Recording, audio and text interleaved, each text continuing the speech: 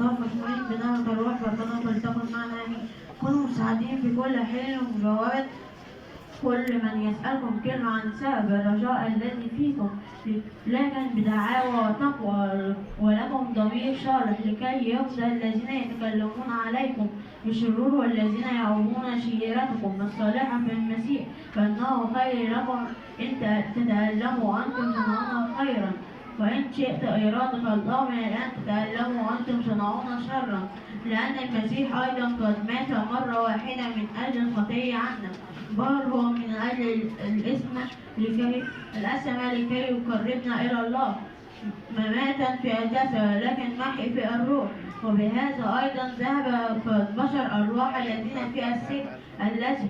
حصلت قديما حين كانت عيناء الله تنظر في أيام نوح الذي صنع فلكا وفيه خلص قليلون من الماء أي 8 أنفس.